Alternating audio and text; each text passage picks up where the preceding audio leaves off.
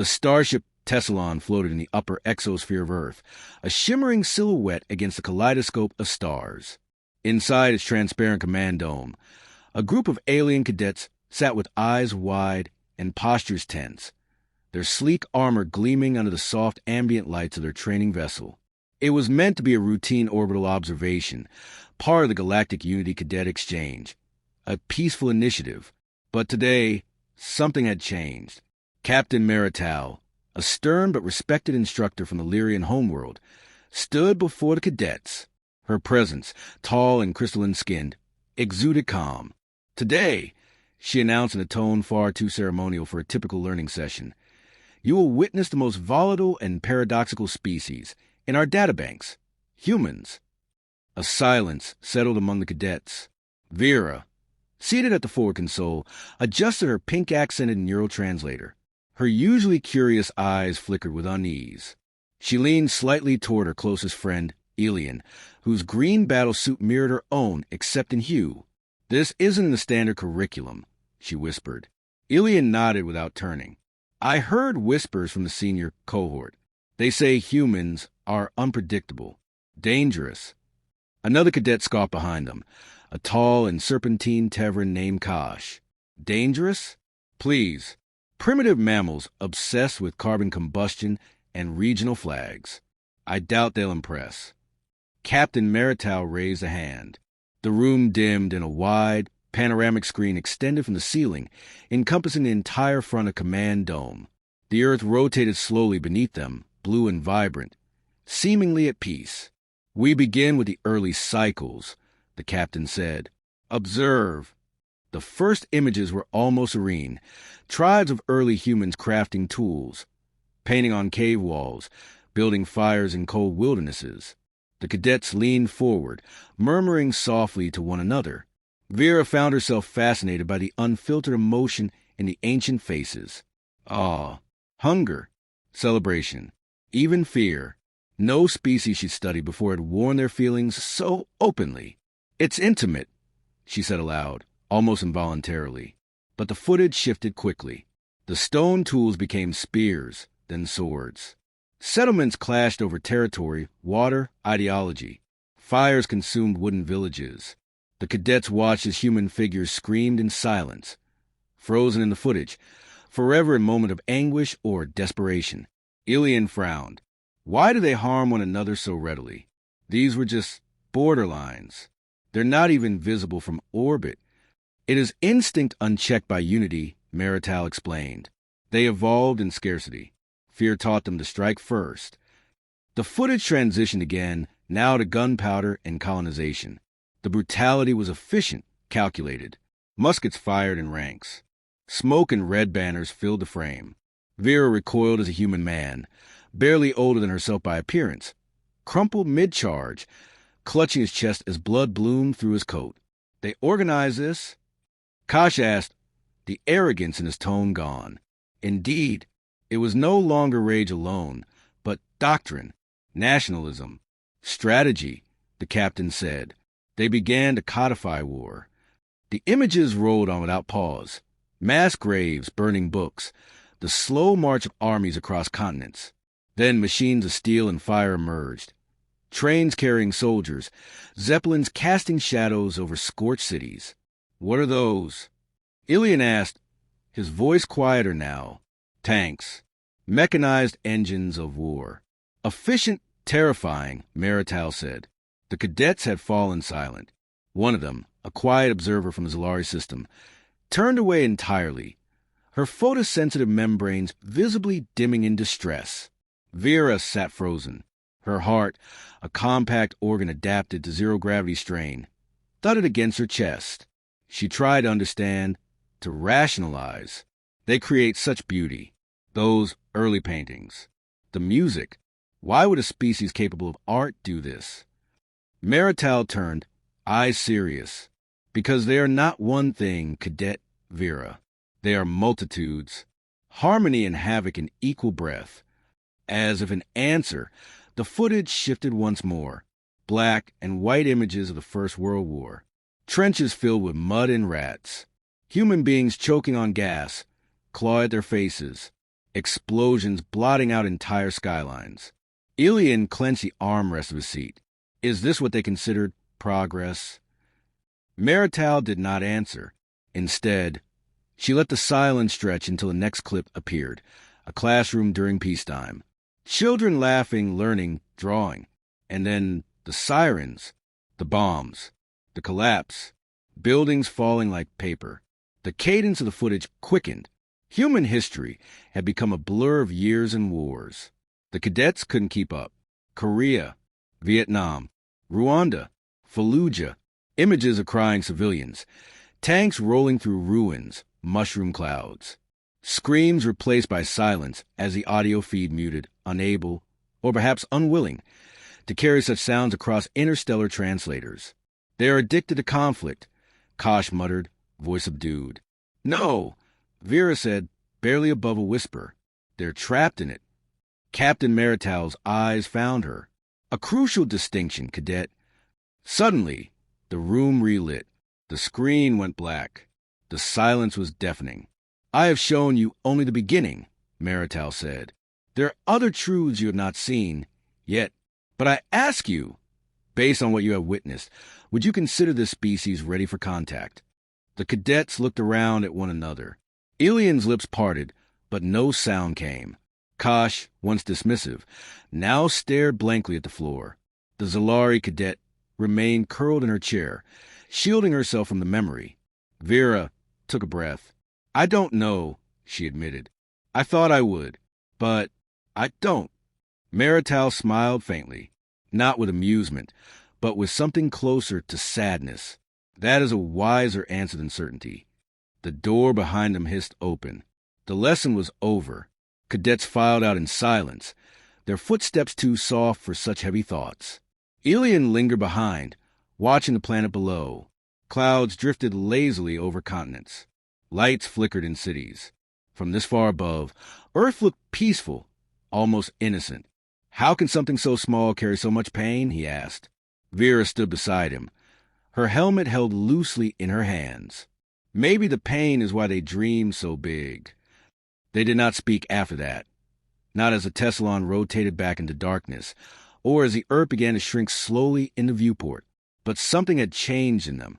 The image of war, etched into their minds, would not fade, and neither would the question it left behind. What would they see when the rest of the footage played? And more importantly, what would they feel? The chamber lights dimmed again, without warning. The cadets, barely recovered from the emotional upheaval of the first lesson, found themselves back in their chairs, the screen flickering to life with a fresh hum of data. Marital stood motionless at the front, silhouetted against the glow of history. The projection began not with fire or blood this time, but with black and white images of city, peaceful, unaware. September 1939, the captain's voice rang clear. The Second Global War. More calculated, more devastating. A parade of soldiers goose-stepping through European streets set the tone. The cadence of boots echoed in the cadets' minds, even without sound. Faces blurred into helmets, and then into shadows of advancing tanks and smoking skylines. The cadets watched the transformation of nations into war machines. Order drowned in propaganda. Children waving flags one day, running from bombs the next. Ilian leaned forward, brows drawn. They knew what was coming. They always knew, Marital replied, but they rarely stopped it. Vera's gaze locked on a clip of civilians boarding trains, their eyes blank, their hands gripping sacks and children. A sign read Auschwitz. The image froze for a moment, not due to any technical fault, but intention. Marital's voice softened. This is what they did to themselves. Not in battle, not against an invading force, but against their own. Genocide. No one spoke. The word sat in the room like a shadow. The footage resumed, bodies piled in pits, skeletal survivors staring into lenses that had captured too much. I don't understand, Vera finally whispered. What logic could justify this? There was no logic, said Marital. Only belief twisted into hatred. Ilian shifted in his seat. Were there no voices of reason? No opposition? There were, she said, but fear is louder than wisdom. Most were silenced. The images moved swiftly now. Cities destroyed in streaks of fire and steel. The Blitz over London. Pearl Harbor surprise devastation. The tide of destruction rose until the screen showed only ash where buildings once stood. Then came the planes, 2 of them, gliding silently over Hiroshima and Nagasaki. Vera looked away just as a flash consumed the landscape. The aftermath was shown clinically. Ruins, burned shadows on walls. Children crying beside the remains of homes. The horror wasn't just in the explosion. It was in the silence that followed. A kind of silence no technology could scrub clean. They invented annihilation, Kosh murmured, then tested it. Twice. Marital did not defend or explain. She merely let the sequence linger until the weight became unbearable. Then the footage leapt forward, jets, missiles, parades of ballistic power. The Cold War, as Marital explained, was not one of direct fire, but of looming dread. They lived decades beneath a sword that never fell, but could at any moment. The cadets watched the construction of fallout shelters. School children drilled to hide under desks. A global standoff, waged with propaganda, espionage, and proxy wars. Footage showed leaders smiling at summits, while nuclear warheads multiplied behind the scenes.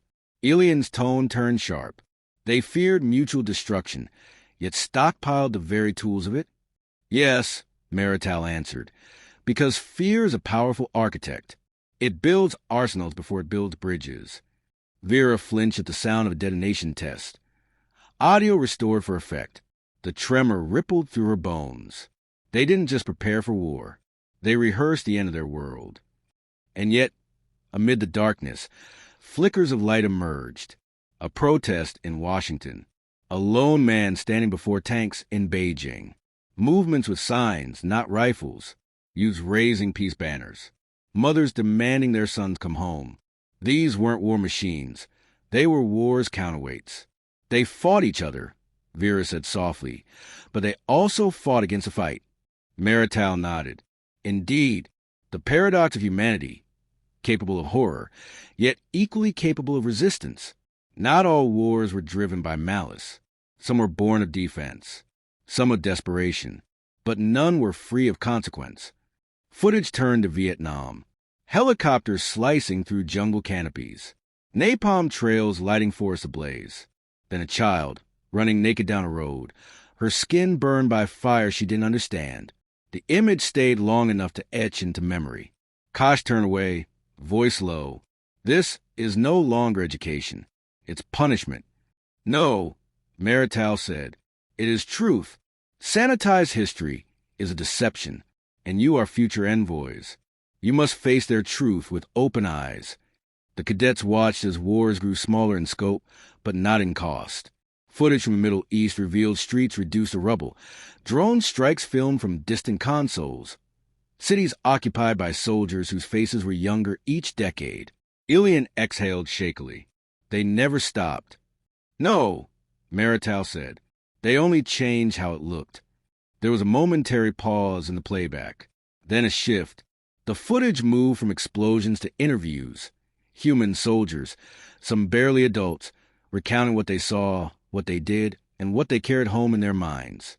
PTSD, regret, brotherhood, trauma. They aren't monsters, Vera whispered. They're broken. Not all, Ilian countered. Some chose this.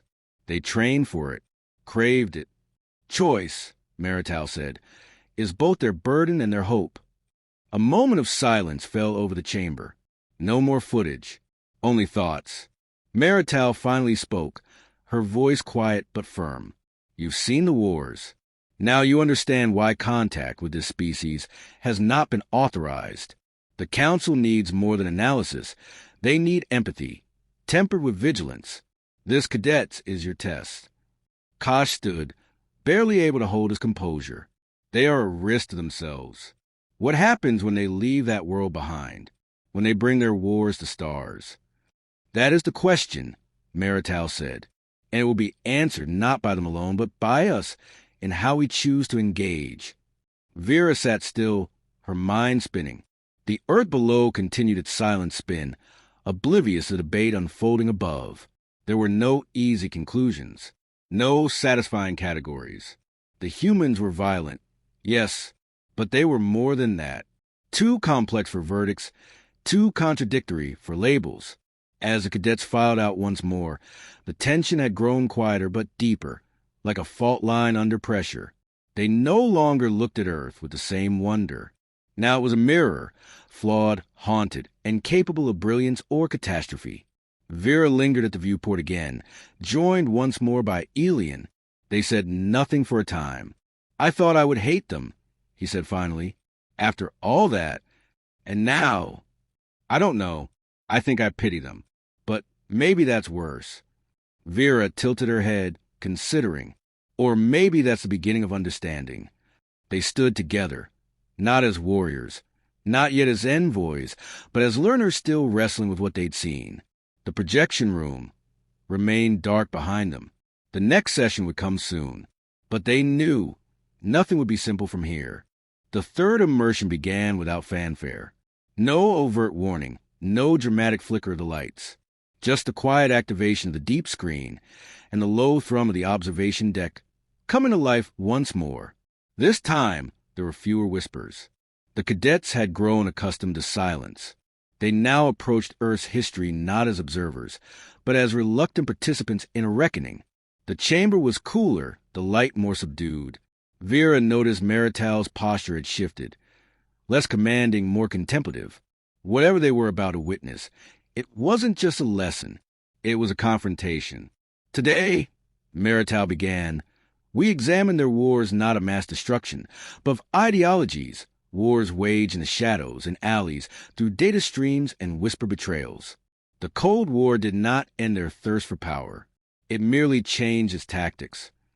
The screen illuminated with footage from the late 20th and early 21st centuries.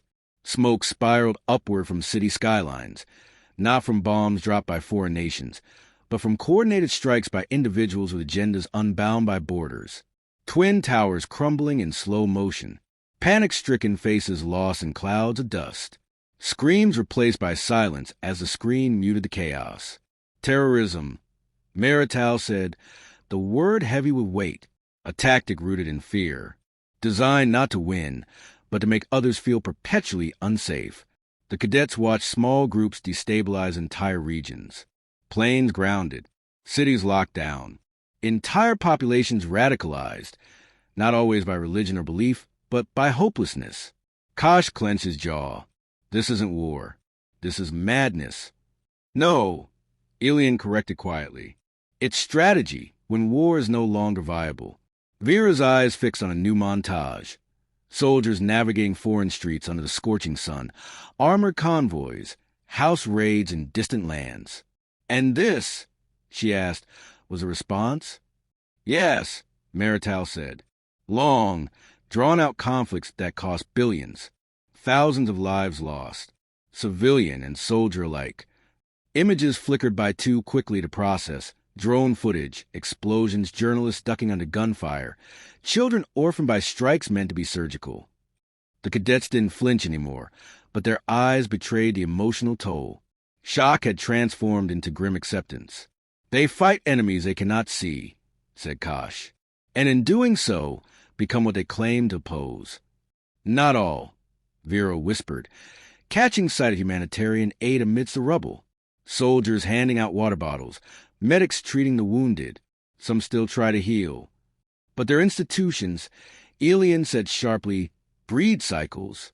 For every enemy they destroy, two rise in its place. The footage shifted, not to war zones, but to rooms filled with screens, command centers where military officers observe war like a game, clicking targets, authorizing strikes from miles away. The dissonance was jarring. Marital turned away from the screen. This is the age of remote warfare, where one can end lives without ever meeting the eyes of the fallen. Vera shivered. Detachment, the ultimate weapon. Marital gave no response. The lesson had already taken hold. But then the narrative twisted. Unexpectedly, protests erupted across cities, not against other nations, but against the governments themselves. People marching for justice, kneeling on pavements, holding placards bearing names of those slain not in foreign lands, but home, by those meant to protect. They turn inward, said Kosh. Civil unrest. Why now? Because oppression, Marital said, is not always foreign. Power, unchecked, eventually forgets its purpose. It consumes. Ilian watched footage of riot police facing off against unarmed protesters. Smoke grenades, shields, batons. So they protest war abroad, only to fight one at home. And still, Vera said, they don't give up. They fight with voices, with unity. A clip played of strangers locking arms, shielding each other from violence. The image was brief, but burned into memory. The footage began to accelerate, like time itself was running out. Climate collapse, refugee crises, nationless children, flooded cities, pandemics. The human world seemed to reel from one disaster to the next, each event cracking the illusion of control. Kosh exhaled. There is no center, no global order, just chaos. But the chaos was punctuated by flashes of brilliance. Scientists racing to develop vaccines, volunteers organizing shelter for the displaced, strangers risking their lives for others they'd never met. Vera caught her breath. They burn, but they also build. A sudden, unexpected scene. The image of Earth from a satellite, quiet and still. A single spacecraft rising into orbit, cheering in control rooms. Tears. Applause. Despite everything, Marital said, they reach outward. The cadets watch footage of the International Space Station. Cooperation between rivals. Experiments in zero gravity. Laughter between those once on opposite ends of Cold War politics. Ilian's eyes narrowed. They leave the ashes behind, not to escape, but to understand. Some seek more than survival, Marital confirmed. They seek meaning. The screen faded to black. The cadets sat still, the silence heavier than in any prior session. They had not just seen violence, they had seen its aftermath, its seeds, and its slow, stubborn healing. Vera broke the silence. We can't make a simple judgment. They're not simple creatures. No, Ilian agreed, but they're dangerous. And that danger is compounded by ambition. Kosh folded his arms. And yet, how are we to warn the Council? They will want absolutes, peace or peril. Marital turned fully to face them. There are no absolutes, only patterns, choices. You've seen the tapestry. You must now decide what threads to pull. Vera looked back to the darkened screen. If we condemn them, we condemn ourselves. Our own history is not free of blood. That is why you were chosen, Marital said. Not to judge, but to understand the cost of judgment. The lights returned, soft and unassuming. The deck door hissed open. The session had ended, but the conflict had only grown more nuanced. The cadets did not rush out this time. They filed slowly, thoughts dragging behind them like echoes in a vast hall. Outside, the viewport glowed with Earth's curvature, now partly shrouded by clouds. Storms rolled beneath them, but cities sparkled with life. Vera lingered again, joined by the others. No one spoke for long minutes. Finally, Kosh broke the silence. I used to believe contact should never happen, that they weren't ready. But now, I think we might not be ready to face what contact would mean. Ilian nodded, slow and solemn. They are fractured, but they're learning. Painfully, imperfectly. Vera watched as the sun rose over the horizon. Then maybe our role isn't to prevent contact, but to ensure it begins on the right terms. Marital, standing a short distance behind them, allowed herself the smallest smile. The lesson had not been to inspire hope, but it had succeeded in evoking something better, responsibility. The next cycle would bring their final trial, the last decision, the culmination of everything they had witnessed. But for now, they stood between stars and storms, bearing witness to a species that could destroy or illuminate the galaxy, depending on what part of itself it chose to become. The final chamber was smaller, more intimate than before. Gone were the grand observation halls and tiered seating. This space was circular, a council design, built not for spectators, but for decisions. The walls pulsed with a dim, neutral blue, giving the impression of stillness. In the center hovered a projection node, dormant for now. Vera, Elian, and Kosh stood in equidistant positions around it, each carrying the weight of 3 viewings' worth of understanding and uncertainty. Marital was absent. This moment, she had said, was theirs alone. A subtle chime announced the activation of the node. It blossomed silently into a holographic display. The Earth not turning, not animated, but perfectly still, waiting. Around it blinked a constellation of data points, wars cataloged, species assessments, diplomatic simulations. But none of it demanded their attention. The room required only one thing: judgment. Ilian broke the silence first. The Council awaits a unanimous report. We are to classify humanity's readiness: peaceful, probationary, or prohibited. Vera exhaled slowly. And if we're divided, then Earth remains under observation for another cycle. Kosh answered. No contact, no intervention, no answers, just more waiting. The irony hung there, deciding the fate of a planet without its knowledge. A species that had not yet looked outward was now being examined from above by others who had already walked away from their own wars. Vera's gaze lingered on the still Earth, the blues and greens now muted under projection's artificial light. I've seen cruelty, she began, voice steady. Indifference, pain inflicted for power. But I've also seen something else. Resilience, empathy in defiance of despair. They grieve in private and rebuild in public. They fight not only for themselves, but for each other. Kosh's expression remained unreadable. Resilience does not equal responsibility. We've witnessed how quickly they abandon diplomacy when threatened, how emotion drives retaliation. They're emotional, yes, Vera replied, but emotions aren't failures. They're context. Compassion doesn't exist without pain. Hope doesn't grow without memory.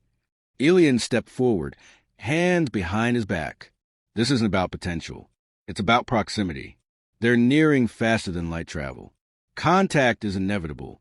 If we wait too long, we may meet them under far worse conditions.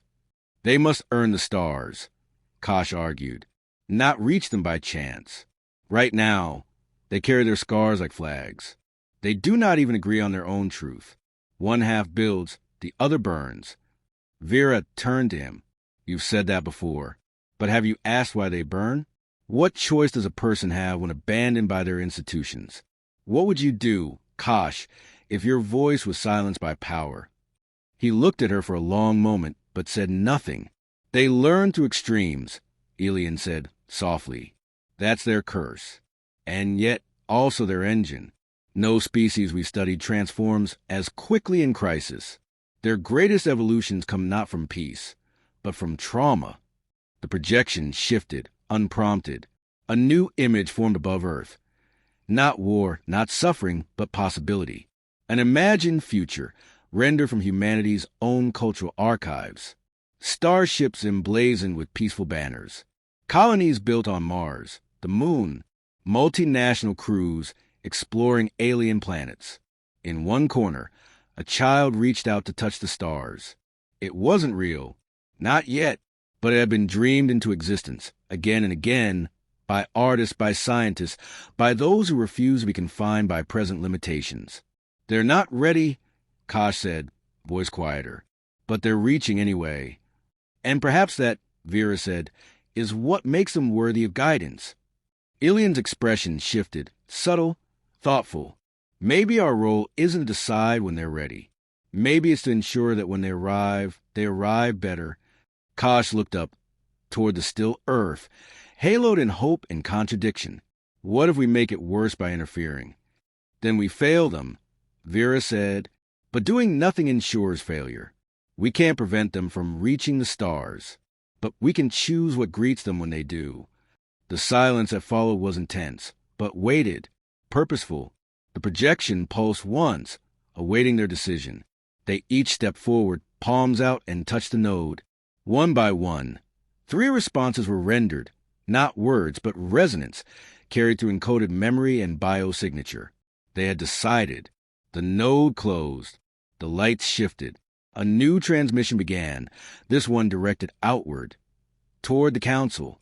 It would not declare Earth a threat, nor would it open the gates of the stars. It would mark humanity probationary, a watchless species, one step from both ascension and isolation. Contact would be indirect, quiet, fragments of knowledge seeded, invisible assistance provided in moments of greatest ethical testing. And, for the first time in its history, Earth would have guardians watching not to punish, but to guide. The chamber darkened once more, but the mood was different now, heavier in responsibility, lighter in dread. Vera turned to Elian, and he gave a single nod. Kosh said nothing, but for the first time, he didn't object. Their task was complete, but their roles had only just begun. Outside, the Earth turned beneath them, oblivious still, flawed, beautiful, dangerous, worth saving. And now, it would no longer face its future alone.